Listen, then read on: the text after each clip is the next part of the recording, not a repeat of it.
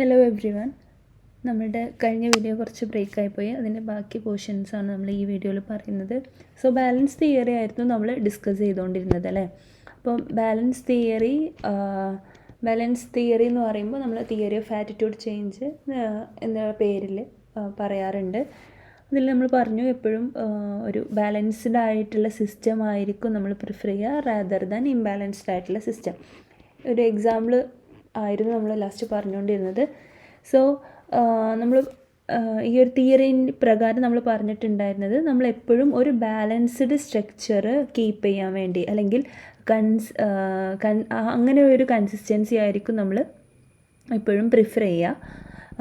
ഒരു ഇംബാലൻസ്ഡ് ആയിട്ടുള്ള സ്ട്രക്ചേഴ്സ് എപ്പോഴും ഒരു അൺകംഫർട്ടബിൾ ഫീലിംഗ് അല്ലെങ്കിൽ ഒരു നെഗറ്റീവ് ഫീലിംഗ് അസോസിയേറ്റ് ചെയ്ത് നമ്മളൊരു ടെൻഷൻ അല്ലെങ്കിൽ നമ്മളൊരു കംഫർട്ടബിൾ ആവില്ല ആ ഒരു സ്ട്രക്ചറിൽ എന്ന് പറയുമ്പോൾ. സോ അതിൻ്റെ ഒരു എക്സാമ്പിൾ ഒന്നും കൂടെ പറയാം നമുക്ക്. A balanced structure is when your best friend also likes your favourite footballer. അപ്പം നിങ്ങൾക്ക് ഇഷ്ടമുള്ള ഒരു അതായത് നിങ്ങളെ ഫേവറേറ്റ് ഫുട്ബോളർ അല്ലെങ്കിൽ നിങ്ങൾക്ക് ഇഷ്ടപ്പെട്ട ഒരു ഫുട്ബോളർ നിങ്ങളുടെ ഫ്രണ്ട്സിൻ്റെയും ഫേവറേറ്റ് ആയിരിക്കുന്ന സമയത്ത് നിങ്ങൾക്ക് ഇഷ്ടം മെസ്സിനെയാണെങ്കിൽ നിങ്ങളുടെ ഫ്രണ്ടിനും ഇഷ്ടം മെസ്സി എന്ന് പറയുന്ന പ്ലെയറിനെയാണ് എന്നുണ്ടെങ്കിലും അവിടെ അധികം ക്ലാഷസും കോൺഫ്ലിക്റ്റൊന്നുമില്ല. സോ ആ ഒരു സിസ്റ്റം അല്ലെങ്കിൽ നിങ്ങൾ തമ്മിലുള്ള ആ ഒരു കോൺവെർസേഷൻസും കാര്യങ്ങളും എപ്പോഴും ബാലൻസ്ഡ് ആയിരിക്കും, അല്ലെങ്കിൽ ആ ഒരു സ്ട്രക്ചർ എപ്പോഴും ബാലൻസ്ഡ് ആയിരിക്കും, റൈറ്റ്. ഇനി നേരെ മറിച്ചാണെന്നുണ്ടെങ്കിൽ നിങ്ങൾക്ക് ഇഷ്ടം മെസ്സിനെയാണ്, പക്ഷെ നിങ്ങളുടെ ഫ്രണ്ട്സിന് ഇഷ്ടം അല്ലെങ്കിൽ ഫ്രണ്ടിന് ഇഷ്ടം റൊണാൾഡോനെ ആണെന്നുണ്ടെങ്കിൽ അവിടെ എപ്പോഴും നിങ്ങൾ തമ്മിൽ ഇപ്പോൾ ഒരു മാച്ച് ഉണ്ടാകുന്ന സമയത്താണെങ്കിലും സംസാരിക്കുന്ന സമയത്താണെങ്കിലും ഒരു ക്ലാഷ് അല്ലെങ്കിൽ എപ്പോഴും ഒരു കോൺഫ്ലിക്റ്റ് ഉണ്ടാവും അല്ലേ. സോ ആ ഒരു സിസ്റ്റം ഇംബാലൻസ്ഡ് ആയിരിക്കും. That means an example for N imbalanced structure is when your best friend dislike your favourite footballer. Okay, അപ്പം നിങ്ങളുടെ ബെസ്റ്റ് ഫ്രണ്ടിൻ്റെ നിങ്ങളുടെ ബെസ്റ്റ് ഫ്രണ്ടിൻ്റെ ഡിസ്ലൈക്ക് ആണെന്നുണ്ടെങ്കിൽ അവിടെ ഒരു ഇംബാലൻസ്ഡ് ആയിട്ടുള്ള സ്ട്രക്ചർ ആയിരിക്കും. സോ ഫസ്റ്റ് കേസിൽ നമ്മൾ പറയുന്ന സമയത്ത് അല്ലെങ്കിൽ ഈ ഒരു ബാലൻസ് തിയറി പ്രകാരം നമ്മളുടെ ഫസ്റ്റ് കേസ്, അതായത് നിങ്ങളുടെ ഫ്രണ്ടിന് ഇഷ്ടമുള്ളത് തന്നെയാണ് നിങ്ങളുടെ ഇഷ്ടം എന്ന് പറയുന്നത്, മേക്സ് യു ഫീൽ ഗുഡ് അല്ലേ. അതെപ്പോഴും നമുക്കൊരു ഒരു നല്ലൊരു ഫീലായിരിക്കും, ഒരു ഫീൽ ഗുഡ് മൊമെൻ്റ് ആയിരിക്കും എപ്പോഴും നിങ്ങളുടെ ഇഷ്ടവും നിങ്ങളുടെ ഫ്രണ്ടിൻ്റെ ഇഷ്ടവും ഒന്നാകുന്ന സമയത്ത്. എന്നാൽ സെക്കൻഡ് കേസ്, അതായത് നിങ്ങളുടെ ഫേവറേറ്റ് ഫുട്ബോളർ നിങ്ങളുടെ ഫ്രണ്ടിൻ്റെ ഡിസ്ലൈക്ക് ആണെന്നുണ്ടെങ്കിൽ it's create an uncomfortable tension. ഒരു അൺകംഫർട്ടബിൾ ആയിട്ടുള്ള അല്ലെങ്കിൽ ഒരു സ്ട്രെസ്, ഒരു ടെൻഷൻ എപ്പോഴും ക്രിയേറ്റ് ചെയ്യാനുള്ള അല്ലെങ്കിൽ ഉണ്ടാവാനുള്ള ചാൻസ് ഉണ്ട്. ഓക്കെ, സോ ഈ ബാലൻസ് തിയറി പറയുന്ന സമയത്ത് നമ്മളിപ്പം ഒരു അൺസ്റ്റേബിൾ ആയിട്ടുള്ള സ്ട്രക്ചർ നമ്മളധികം പ്രിഫർ ചെയ്യാറില്ല എന്ന് പറഞ്ഞു, അല്ലെങ്കിൽ ഇംബാലൻസ്ഡ് ആയിട്ടുള്ള സ്ട്രക്ചർ നമ്മൾ പ്രിഫർ ചെയ്യാറില്ല ദാൻ ഇതിനേക്കാളും എപ്പോഴും നമ്മൾ പ്രിഫർ ചെയ്തതിനായിരിക്കും ബാലൻസ്ഡ് ആയിട്ടുള്ള ഒരു സിസ്റ്റത്തിനെ ആയിരിക്കും അല്ലേ. അപ്പം ഈ ഒരു ബാലൻസ് തിയറിയിൽ നമ്മൾ ഡിസ്കസ് ചെയ്യാൻ പോകുന്ന ഒരു മോഡലാണ് POX മോഡൽ. അധികമൊന്നും നമ്മൾ ഡീറ്റെയിൽ ആയിട്ട് പഠിക്കുന്നില്ല, ജസ്റ്റ് പെരിഫറൽ ആയിട്ടുള്ള കുറച്ച് കാര്യങ്ങൾ മാത്രമേ പറയുന്നുള്ളൂ കേട്ടോ. സോ POX മോഡൽ എന്ന് പറഞ്ഞാൽ P എന്ന് പറഞ്ഞാൽ എന്താണ്? P റെഫേഴ്സ് ടു പേഴ്സൺ, അതായത് ഒരു ഇൻഡിവിജ്വൽ അല്ലെങ്കിൽ ഒരു പേഴ്സണിനെയാണ് P റെഫർ ചെയ്യുന്നത്. ഓക്കെ, ഇനി പേഴ്സൺ എഴുതാൻ പറ്റുന്നില്ല കേട്ടോ. പേഴ്സൺ O എന്ന് പറഞ്ഞാൽ O refers to another person. ഇപ്പോൾ നമ്മൾ നിങ്ങൾ എന്ന് പറയുന്നത് പേഴ്സൺ ആണെന്നുണ്ടെങ്കിൽ ഈ O എന്ന് പറയുന്നത് അതർ പേഴ്സൺ അല്ലെങ്കിൽ നിങ്ങളുടെ ഫ്രണ്ട് എന്ന് പറഞ്ഞു അല്ലേ. അപ്പം നിങ്ങളുടെ ഫ്രണ്ട്, P എന്ന് പറഞ്ഞാൽ നിങ്ങൾ, O എന്ന് പറഞ്ഞാൽ അതർ പേഴ്സൺ അല്ലെങ്കിൽ ഫ്രണ്ട്. ഇപ്പോൾ നമ്മൾ പറഞ്ഞ എക്സാമ്പിൾ ആണെന്നുണ്ടെങ്കിൽ അതർ പേഴ്സൺ. ഓക്കെ, ഇനി അടുത്ത് അതിൽ ഒരു എക്സും കൂടെ ഉണ്ട്. എക്സ് എന്ന് പറയുമ്പോൾ നമ്മളിപ്പോൾ നേരത്തെ പറഞ്ഞ ഫുട്ബോളോ അല്ലെങ്കിൽ ഫുട്ബോളർ ലൈക്ക് മെസ്സിയോ അല്ലെങ്കിൽ വേറെ ഐസ്ക്രീമോ TV ചാനലിൽ ആ ഒരു പർട്ടിക്കുലർ ചാനലോ എന്താവാം, അല്ലെങ്കിൽ ഒരു എക്സ് എന്ന് പറയുമ്പോൾ അനദർ പേഴ്സൺ ആവാം അല്ലെങ്കിൽ ഒരു ഒബ്ജക്റ്റ് ആവാം അല്ലെങ്കിൽ ഒരു പേഴ്സൺ ആവാം, നമ്മൾ നേരത്തെ പറഞ്ഞ പോലെ. സോ ഈ ഒരു മോഡൽ പ്രകാരം ഇപ്പോൾ നിങ്ങൾ മനസ്സിലാവുന്നുണ്ട്. അപ്പോൾ നമ്മൾ നേരത്തെ പറഞ്ഞു P എന്ന് പറഞ്ഞാൽ വിച്ച് ഇൻഡിക്കേറ്റ്സ് പേഴ്സൺ, O എന്ന് പറഞ്ഞാൽ അനദർ പേഴ്സൺ, ആൻഡ് എക്സ് എന്ന് പറഞ്ഞാൽ ഒരു ഒബ്ജക്റ്റ് ആവാം അല്ലെങ്കിൽ ഒരു പേഴ്സൺ ആവാം. അപ്പോൾ നമ്മൾ നേരത്തെ പറഞ്ഞ മെസ്സി ആവാം അല്ലെങ്കിൽ ലൈക്ക് TV ചാനലാവാം, ഒരു ഒബ്ജക്റ്റ് ആവാം. ഓക്കെ, അപ്പം ഇതിൽ എല്ലാത്തിലും നിങ്ങൾക്ക് പ്ലസ് ഓർ മൈനസ് കാണുന്നുണ്ടാവും, പ്ലസ് ഓർ മൈനസ്. നമ്മൾ നേരത്തെ പറഞ്ഞു ഒരു കാര്യത്തിന് രണ്ടറ്റുണ്ടാവും എന്ന് പറഞ്ഞു അല്ലേ. ലൈക്ക് എല്ലാത്തിനും ഒരു പോസിറ്റീവ് സൈഡ് ഉണ്ടാവും, ഒരു നെഗറ്റീവ് സൈഡ് ഉണ്ടാവും. അപ്പം എപ്പോഴും അതൊരു നല്ല രീതിയിലാവുമ്പോഴാണ് അതൊരു കൺസിസ്റ്റൻ്റ് ആവുന്നത്, ബാലൻസ് ആവുന്നത്. അപ്പോൾ ഈ ഒരു തിയറി പ്രകാരം എപ്പോഴൊക്കെയാണ് ബാലൻസ് ഉണ്ടാവുന്നത്, അല്ലെങ്കിൽ ഒരു ഇംബാലൻസ് എപ്പോഴൊക്കെയാണ്, അല്ലെങ്കിൽ ഇംബാലൻസ്ഡ് സ്ട്രക്ചർ എപ്പോഴൊക്കെയാണ് ക്രിയേറ്റ് ചെയ്യുന്നുള്ളത് നോക്കാം. അപ്പോൾ അതിന് മുന്നേ നമുക്ക് അതിൻ്റെ എക്സ്പ്ലനേഷൻ പറയുന്നതിന് മുന്നേ ഇത് നമുക്ക് പറഞ്ഞു നോക്കാം. നേരത്തെ പറഞ്ഞ തന്നെയാണ് P which indicate person, O which indicates other person, നിങ്ങളും നിങ്ങളുടെ ഫ്രണ്ടും. ഓക്കെ, എക്സ് എന്ന് പറയുമ്പോൾ അതിന് ഒബ്ജക്റ്റ് ആവാം, അല്ലെങ്കിൽ ഒരു പേഴ്സൺ ആവാം. ഓക്കെ, അപ്പം ഇങ്ങനെയുള്ള 3 സിറ്റുവേഷൻസ് ആണ് ഇപ്പോൾ നമ്മൾ നേരത്തെ പറഞ്ഞ തിയറി പ്രകാരം എന്താ ചെയ്യുന്നത്, നമുക്ക് ഡിസ്ക്രൈബ് ചെയ്യാൻ പറ്റുന്നത്. ഓക്കെ, സോ ഫസ്റ്റ് ഒരു കേസ് എന്ന് പറയുമ്പോൾ എല്ലാം പോസിറ്റീവായിട്ടുള്ള കുറച്ചൊരു മാത്തമാറ്റിക്സ് ആണ്. എല്ലാം പോസിറ്റീവായിട്ടുള്ള കേസ് ആവുന്ന സമയത്ത്, എല്ലാം ലൈക്ക് ആവുന്ന സമയത്ത്, അല്ലെങ്കിൽ എല്ലാം ഡിസ്ലൈക്ക് ആവുന്ന സമയത്ത് എന്താണ്, ബാലൻസ്ഡ് ആയിട്ടുള്ള ഒരു സ്ട്രക്ചർ ആയിരിക്കും നമുക്ക് കിട്ടുക. ഓക്കെ, സോ ഇനി ഇവിടെ 2 നെഗറ്റീവ്, 2 ഡിസ്ലൈക്കും ഉണ്ട്, ഒരു പോസിറ്റീവും ഉണ്ട്. അപ്പം നമ്മൾ എന്താണ് നമ്മളുടെ മാത്തമാറ്റിക്സ് പ്രകാരം എങ്ങനെയാണ് വരിക, പ്ലസ്സും ഇവിടെ ഒരു പ്ലസ്, പിന്നെ 2 മൈനസ് എന്താവുക, മൈനസ് പ്ലസ് ആവും അല്ലേ. അപ്പോൾ എല്ലാം കൂടെ എന്താ ടോട്ടൽ വാല്യൂ എന്ന് പറയുന്നത് പ്ലസ് ആയിരിക്കും. അപ്പോൾ ഇതും ഒരു ബാലൻസ്ഡ് സ്ട്രക്ചർ ആയിരിക്കും. ഫസ്റ്റ് എല്ലാം പോസിറ്റീവ് ആയിരിക്കുന്നത് ഒരു പോസിറ്റീവ് സ്ട്രക്ചർ ആയിരിക്കും. നെഗറ്റീവും പ്ലസ് ആവുന്നതോട് കൂടിയിട്ട് ഈ ഒരു കേസും ബാലൻസ്ഡ് ആവും. ഇനി മൂന്നാമത്തെ കേസ് എന്ന് പറയുമ്പോൾ മൈനസും അല്ലെങ്കിൽ നെഗറ്റീവും 2 പ്ലസ്സും. അപ്പം ഇത് രണ്ടും പോസിറ്റീവ്, ഒരു മൈനസും ഒരു പോസിറ്റീവും എന്ന് പറയുമ്പോൾ നമ്മൾ പഠിച്ചിട്ടുണ്ടായിരുന്നു, ഇങ്ങനെ ആവുന്ന സമയത്ത് നെഗറ്റീവ് ആയിരിക്കും വരിക എന്നുള്ളത് അല്ലേ, ഒരു അൺബാലൻസ്ഡ് ആയിട്ടുള്ള കേസ് ആയിരിക്കും വരിക എന്നുള്ളത്. സോ ഇവിടെ ഈ ഒരു കേസ് എന്ന് പറയുന്നത് എന്താണ്, അൺബാലൻസ്ഡ് ആണ്. ഓക്കെ, നിങ്ങൾ ജസ്റ്റ് ഇത്ര മനസ്സിലാക്കിയാൽ മതി. So cognitive balance is achieved when there are 3 positive. എപ്പോഴാണ് നമുക്ക് കൊഗ്നിറ്റീവ് ബാലൻസ് ഉണ്ടാവുക, 3 പ്ലസ് ആവുന്ന സമയത്ത്, അല്ലെങ്കിൽ 3 പോസിറ്റീവ് ലേക്സ് ആവുന്ന സമയത്ത്. ഇനി അടുത്ത കേസ് എന്തായിരുന്നു, 2 നെഗറ്റീവും ഒരു പോസിറ്റീവും. അപ്പോൾ 2 നെഗറ്റീവും പ്ലസ് ആവും, പിന്നെ അടുത്ത പോസിറ്റീവ്, അപ്പോഴും പോസിറ്റീവ് ആയിരിക്കും ഓവറോൾ വരിക. ഇനി അടുത്തത് 2 പോസിറ്റീവ് ലേക്സ് ആൻഡ് 1 നെഗറ്റീവ്. അപ്പോൾ അവിടെ തിയറി പ്രകാരം ഇംബാലൻസ്ഡ് ആയിട്ടുള്ള, അല്ലെങ്കിൽ നെഗറ്റീവ് ആയിരിക്കും വരിക. സോ ഇംബാലൻസ്ഡ് ആയിട്ടുള്ള ഒരു കോഗ്നിറ്റീവ് ഡിസണൻസ് ആയിരിക്കും ഉണ്ടാവുക എന്നുള്ളതാണ് ഈ തിയറിയിൽ പറയുന്നത്. ഓക്കെ, ഇത്രയാണ് ഈ തിയറിയിൽ നമുക്ക് മെയിനായിട്ട് പറയാനുള്ളത്. ബാലൻസ് തിയറി എന്ന് പറയുമ്പോൾ ഫ്രിഡ്സ് ആൻഡ് ഹെയ്ഡർ ആണ് നമ്മളെപ്പോഴും ഒരു കൺസിസ്റ്റൻസി, അല്ലെങ്കിൽ കോഗ്നിറ്റീവ് കൺസിസ്റ്റൻസി, അല്ലെങ്കിൽ ഒരു സൈക്കോളജിക്കൽ ബാലൻസ് ക്രിയേറ്റ് ചെയ്യാൻ വേണ്ടിയിട്ടാണ് നോക്കുന്നത്. നമ്മൾ ലൈക്കിങ്ങും ഡിസ്ലൈക്കിങ്ങും ബാലൻസ്ഡ് ആണെന്നുണ്ടെങ്കിൽ ആ സ്ട്രക്ചർ എന്താണ്, സ്റ്റേബിളാണ്. ഇംബാലൻസ്ഡ് ആണെന്നുണ്ടെങ്കിൽ ആ സ്ട്രക്ചേഴ്സ് അൺസ്റ്റേബിളാണ്.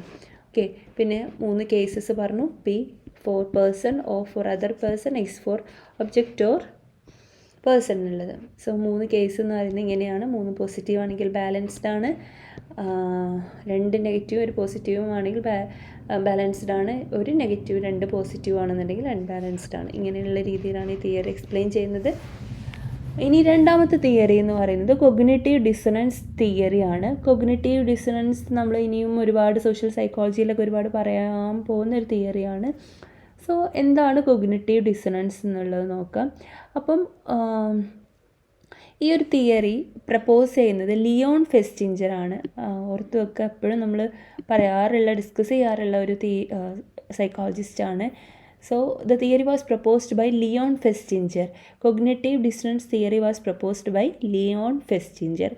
And അതിലുള്ള term cognitive dissonance എന്ന് പറയുന്നത് which refers to the feeling of discomfort that result from holding two conflicting belief. അപ്പം കോഗ്നിറ്റീവ് ഡിസണൻസ് എന്ന് പറഞ്ഞാൽ രണ്ട്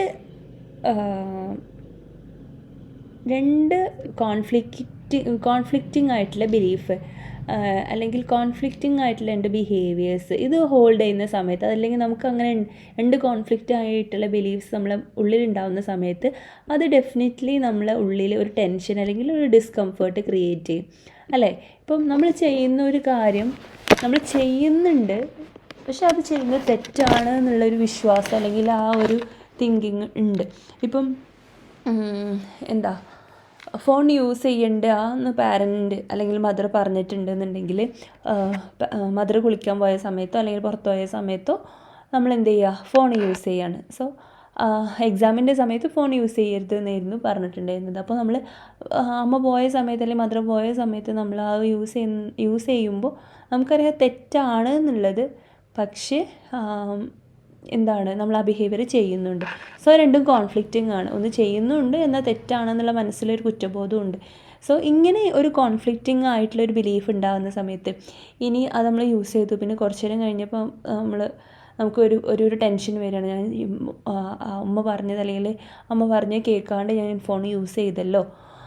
അപ്പോൾ അങ്ങനെയുള്ള ഒരു ഡിസ്കംഫേർട്ട്, ഒരു ഫീലിംഗ് ഓഫ് ഡിസ്കംഫേർട്ട് ക്രിയേറ്റ് ചെയ്യും. അപ്പോൾ അതിനെയാണ് നമ്മൾ കോഗ്നിറ്റീവ് ഡിസണൻസ് എന്ന് പറയുക. പല എക്സാമ്പിൾ വെച്ചിട്ട് നമുക്ക് ഇതിനെ ഡിഫൈൻ ചെയ്യാൻ അല്ലെങ്കിൽ എക്സ്പ്ലെയിൻ ചെയ്യാൻ വേണ്ടിയിട്ട് പറ്റും. ഒരുപാട് താഴെ കുറച്ച് എക്സാമ്പിൾ പറയുന്നുണ്ട്.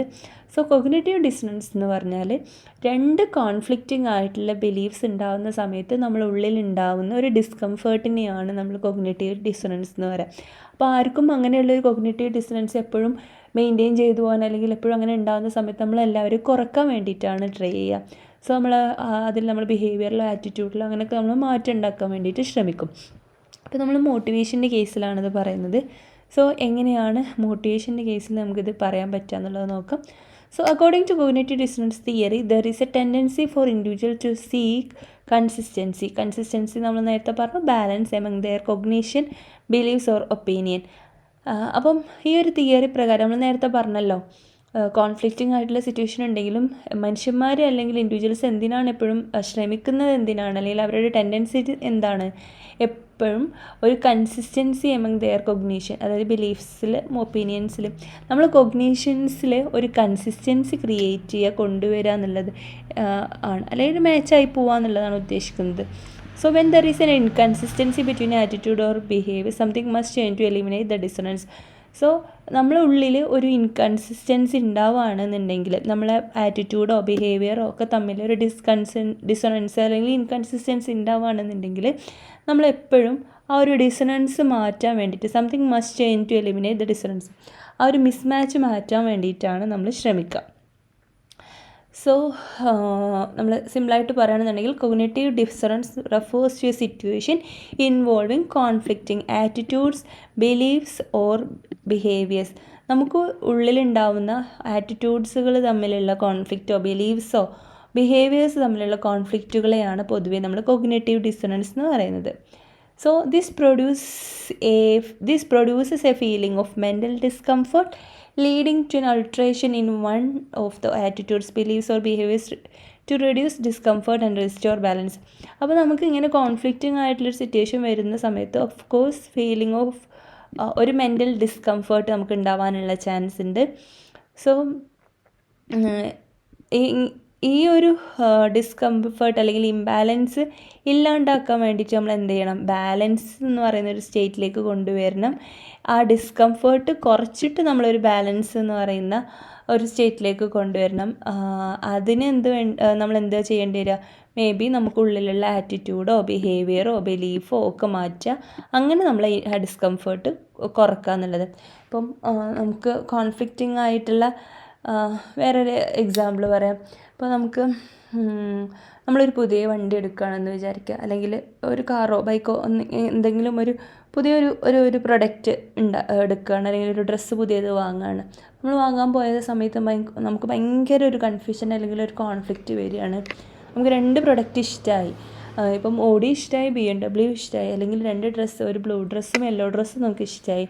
അതിലേതെങ്കിലും ഒന്ന് നമുക്ക് എടുക്കാൻ പറ്റും, നമ്മൾ എടുക്കുകയാണ്. അപ്പോൾ വീട്ടിൽ വന്നപ്പോൾ ഭയങ്കര ഒരു കൺഫ്യൂഷൻ, അതായത് നമ്മൾ ബിലീഫിൽ അല്ലെങ്കിൽ നമ്മുടെ ബിഹേവിയറിലുള്ള ഒരു ചേഞ്ചാണ്, അല്ലെങ്കിൽ ഒരു കോൺഫ്ലിക്റ്റാണ് അല്ലേ. ഞാൻ ഈ ഡ്രസ്സ് എടുത്തു, അതന്നെയായിരുന്നു നന്നായിട്ടത്, കുറച്ചും കൂടി എനിക്ക് ചിലപ്പോൾ അതായിരിക്കും ചേരുന്നുണ്ടാവുക. ഇപ്പം ഓടി വാങ്ങിയപ്പോൾ BMW, ഈ ഓടി അത്ര മൈലേജ് ഇല്ല എന്നൊക്കെയാണ് ഇപ്പോൾ ഇവിടെ വന്നപ്പോൾ പറയാനായിട്ട്.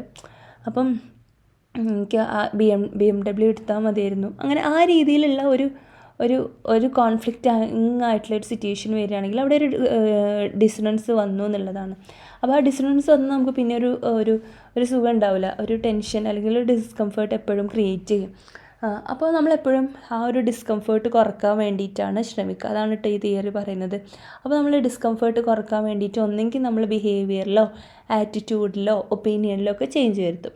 അപ്പം ഇപ്പം നമ്മൾ ഓടി വാങ്ങിയപ്പം നമ്മൾ ഇങ്ങനെ ഒരു ഡിസറൻസിലാണ്. പിന്നെ നമ്മൾ അതിനെക്കുറിച്ച് കൂടുതൽ വായിച്ചറിഞ്ഞ് അല്ലെങ്കിൽ നമ്മളെ മനസ്സിന് പറഞ്ഞ് പഠിപ്പിക്കുകയാണ്. BM അത്ര വലിയ സുഖമുള്ള വണ്ടിയൊന്നുമല്ല. വേറെ BMനും മൈലേജ് ഉണ്ടെങ്കിലും വേറെ കുറേ എന്തൊക്കെയോ ഫോൾട്ട് ഉണ്ട്. അപ്പോൾ ഓടി തന്നെയാണ് കുറച്ചും കൂടി ബെറ്റർ. ഇനിയിപ്പോൾ ഏതായാലും ഇത് നോക്കാം നല്ല രീതിയിൽ. അല്ലെങ്കിൽ ബ്ലൂ ഡ്രസ്സ് എടുത്തു, യെല്ലോ ഡ്രസ്സ് അവിടെ വെച്ചു. അപ്പം ബ്ലൂ ഡ്രസ്സ് കുഴപ്പമില്ല, യെല്ലോ ഡ്രസ്സ് എനിക്ക് ഒരുപാടുണ്ടല്ലോ, എല്ലാവർക്കും ബ്ലൂ അല്ലെങ്കിൽ ഒരു യൂണീക്ക് കളറായിരിക്കോട്ടെ അതൊക്കെ വിചാരിച്ചിട്ട് നമ്മൾ ഒന്നെങ്കിൽ നമ്മൾ ബിഹേവിയറിലോ ആറ്റിറ്റ്യൂഡിലോ ഒക്കെ ചേഞ്ച് വരുത്തിയിട്ട് നമ്മൾ ആ ഡിസ്കംഫേർട്ട് കുറക്കുകയാണ് ചെയ്യുന്നത്. ഇതിനുള്ളൊരു എക്സാമ്പിളാണ് when people smoke behavior and they know that smoking causes cancer, they are in the state of cognitive dissonance. അതായത് സിഗരറ്റ് അല്ലെങ്കിൽ സ്മോക്ക് ചെയ്യുന്ന ആൾക്കാർക്ക് അറിയാം അവർ സ്മോക്ക് ചെയ്യുന്നത്, അതായത് സ്മോക്ക് ചെയ്യുക എന്ന് പറയുന്ന ഒരു ബിഹേവിയർ. അപ്പോൾ സ്മോക്ക് ചെയ്താൽ ലങ് ക്യാൻസർ വരും അല്ലെങ്കിൽ ക്യാൻസർ വരും എന്നുള്ളത് അറിഞ്ഞിട്ട് അല്ലെങ്കിൽ നമ്മുടെ ബോഡിക്ക് പ്രശ്നമാണ് എന്ന് അറിഞ്ഞിട്ട് തന്നെയാണ് കുറേ പേര് എന്ത് ചെയ്യുന്നത്, ആ ഒരു ബിഹേവിയർ ചെയ്യുന്നത് അല്ലെങ്കിൽ സ്മോക്ക് ചെയ്യുന്നത്. അപ്പം അവിടെ നമുക്കൊരു വലിക്കുന്ന സമയത്ത് ഒരു ടെൻഷനാണ് അല്ലെങ്കിൽ നമുക്കൊരു കോഗ്നിറ്റീവ് ഡിസണൻസിലാണ് നമ്മളത് ചെയ്യുന്നത്. അതായത് സ്മോക്ക് ചെയ്യുന്നുണ്ട് പക്ഷെ അത് എന്താണ് കുഴപ്പമാണെന്നുള്ളത് നമുക്കറിയാം. ഒരു കോൺഫ്ലിക്റ്റിംഗ് ആണ്. നമ്മൾ ലൈക്ക് നമ്മൾ മദ്യം അല്ലെങ്കിൽ അങ്ങനെയുള്ള കുറേ സാധനങ്ങളുണ്ടല്ലോ, ഡ്രഗ്സ് പോലെയുള്ള കാര്യങ്ങളൊക്കെ നമ്മൾ യൂസ് ചെയ്യുന്നുണ്ട്, പക്ഷെ അതിൻ്റെ നെഗറ്റീവ് സൈഡും നമുക്കറിയാം. അപ്പം നമ്മളെ ബിഹേവിയറും നമ്മളെ കൊഗ്നീഷനും നമ്മളെ ബിലീഫും തമ്മിൽ ആറ്റിറ്റ്യൂഡും തമ്മിലൊരു ഒരു കോൺഫ്ലിക്റ്റ് ഉണ്ട്. അപ്പം ആ ഒരു സ്റ്റേറ്റിനെയാണ് നമ്മൾ കോഗ്നേറ്റീവ് ഡിസണൻസ് എന്ന് പറയാം. ഇനി അത് ആ ഒരു ഡിസ്കംഫേർട്ടിൽ നമ്മൾ മാറാൻ വേണ്ടിയിട്ട് നമ്മൾ എങ്ങനെയൊക്കെയാണ് പല രീതിയിലായിരിക്കും നമ്മൾ ആ മെത്തേഡ് യൂസ് ചെയ്യുക. മേ ബി നമ്മളിപ്പം സ്മോക്കിങ്ങിൻ്റെ കേസാണെന്നുണ്ടെങ്കിൽ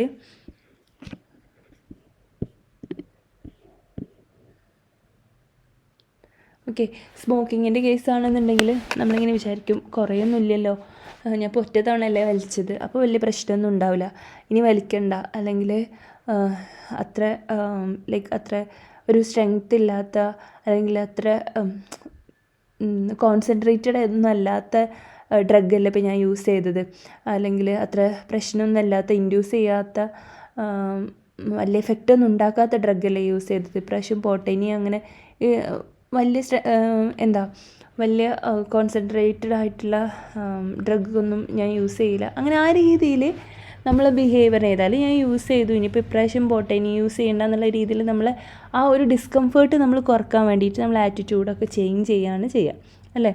അപ്പോൾ ആ ഒരു തിയറിനെയാണ് നമ്മൾ എന്തെന്ന് പറയുന്നത്, കോഗ്നിറ്റീവ് ഡിസണൻസ് തിയറി ബൈ ഫെസ്റ്റിഞ്ചർ. അപ്പം ഇതിപ്പോൾ ഇത്രയും ഞാനൊരു എക്സാമ്പിൾ നിങ്ങൾക്ക് ആ ഒരു ഡിസണൻസ് എന്താണെന്ന് മനസ്സിലാൻ വേണ്ടിയിട്ട് കുറച്ച് എക്സ്പ്ലെയിൻ ചെയ്തത് മാത്രം ആദ്യമായിട്ട് കേൾക്കുന്നതുകൊണ്ട്. ഇനി പറയാനുള്ളത് മെയിനായിട്ടുള്ള 2 ഡിസണൻസ് ക്രിയേറ്റ് ചെയ്യപ്പെടുന്ന സിറ്റുവേഷൻസ് ഏതൊക്കെയാണെന്നുള്ളത് നോക്കാം. There are 2 types of dissonance situations. അതിലൊന്നാമത്താണ് ഫ്രീ ചോയ്സ് എന്ന് പറയുന്നത്. എപ്പോഴാണ് നമുക്ക് കൂടുതലായിട്ടും ഡിസണൻസ് അല്ലെങ്കിൽ ഇങ്ങനെയുള്ള സിറ്റുവേഷൻസ് എപ്പോഴൊക്കെയാണ് ക്രിയേറ്റ് ചെയ്യുക. അപ്പോൾ നമുക്ക് മുന്നിൽ ഒരുപാട് ആൾട്ടർനേറ്റീവ്സ് ഉണ്ട്, അതിൽ നിന്നും ആ പേഴ്സൺ ഒരു ചോയ്സ് സെലക്ട് ചെയ്യേണ്ടി വരുന്ന സിറ്റുവേഷൻസിലൊക്കെയാണ് നമുക്ക് ഇങ്ങനെയുള്ള ഡിസണൻസ് ക്രിയേറ്റ് ഉണ്ടാവാനുള്ള ഒരു സിറ്റുവേഷൻ എന്ന് പറയുന്നത്. So free choice occurs in A situation were A person makes A choice between several desirable alternatives. നമുക്ക് ഇഷ്ടപ്പെടുന്ന അല്ലെങ്കിൽ ഡിസൈറബിൾ ആയിട്ടുള്ള കുറേ ചോയ്സസ് ഉണ്ട് അല്ലെങ്കിൽ ഓപ്ഷൻസ് ഉണ്ട്.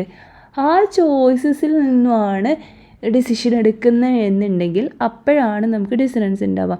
Four example, a person likes to study both physics and maths. അപ്പം നിങ്ങൾക്ക് ഫിസിക്സ് പഠിക്കാനും ഇഷ്ടമാണ്, മാത്സ് പഠിക്കാനും ഇഷ്ടമാണ്.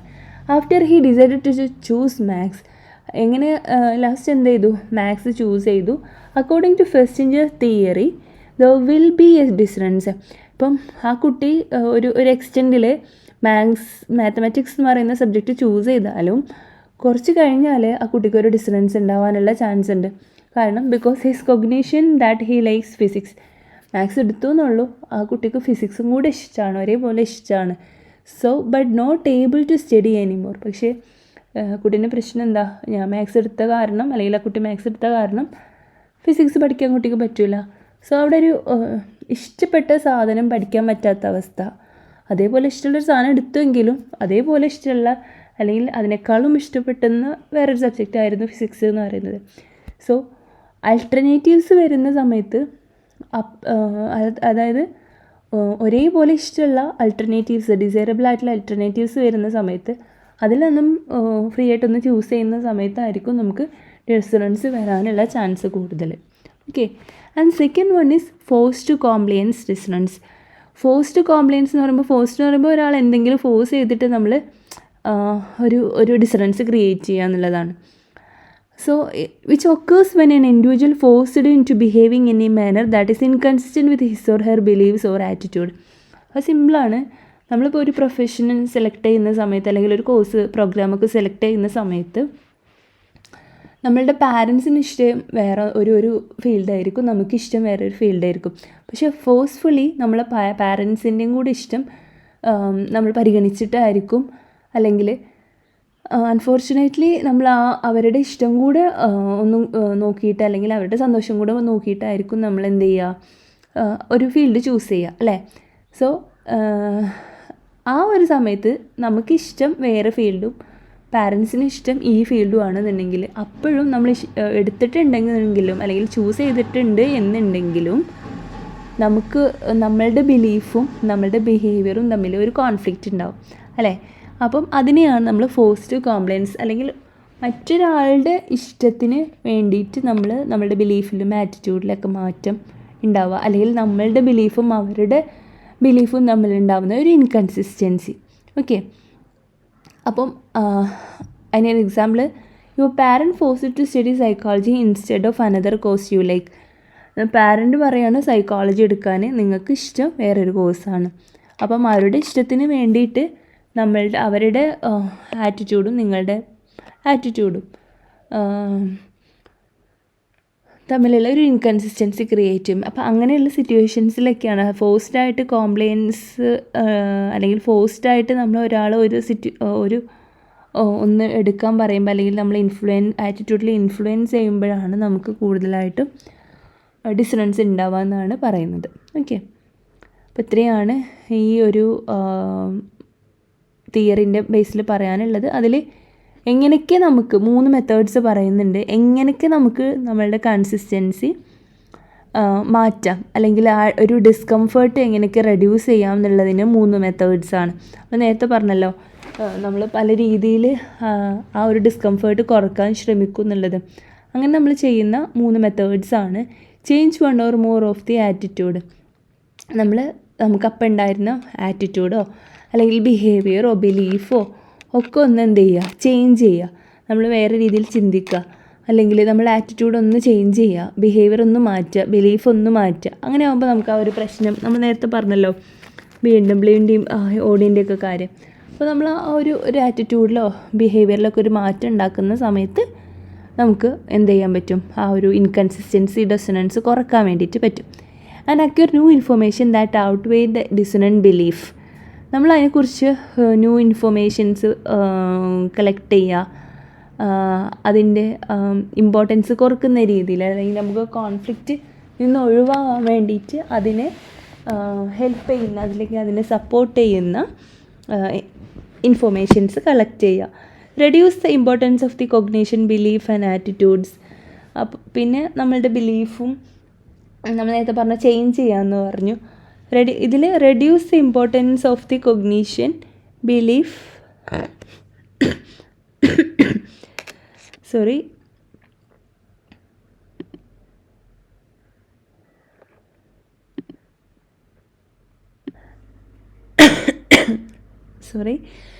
സോ മൂന്നാമത്തെ ഒരു മെത്തേഡ് അല്ലെങ്കിൽ മൂന്നാമത്തെ ഒരു വേ ഓഫ് റെഡ്യൂസിങ് ഡിസണൻസ് എന്ന് പറയുന്നത് reduce the importance of the cognition belief and attitudes.